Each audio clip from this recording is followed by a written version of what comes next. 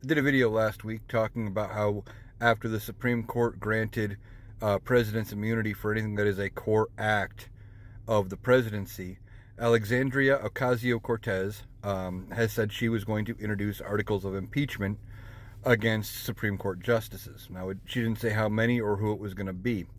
However, we found out today she introduced articles of impeachment against Clarence Thomas and Samuel Alito for corruption, citing Clarence Thomas's notorious bribe taking and the gifts from donors. Clarence and Samuel Alito siding with Jan 6ers and not recusing with the upside down flag and the appeal to heaven flag, things like that.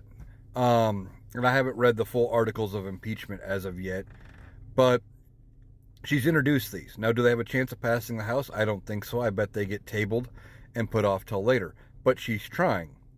And the other thing with this is she's bringing it again to the front to get the news out there, and then to point out to everybody that it's the Republicans blocking stuff like this. There should be outrage over this Supreme Court decision. There should be outrage over the corruption at the Supreme Court. And the Republicans should also be mad about it, but they're not. Because it's going in their favor, they don't care. Now, even after the Democrats take control of the House in November, like I think they will, would this pass and would they be able to impeach a Supreme Court justice? That is unknown.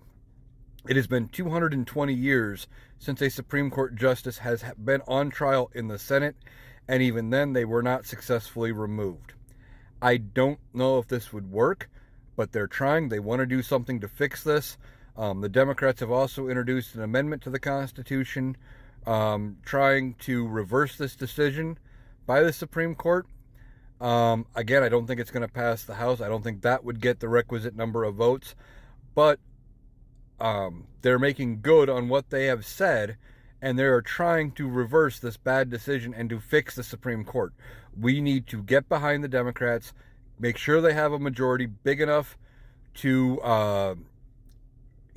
finally get this all done in 2025. We need to give Joe Biden the presidency, give him the House and a favorable Senate so they can get some of this stuff passed through, push through harder, and fix the damage that the Republicans have done to this country.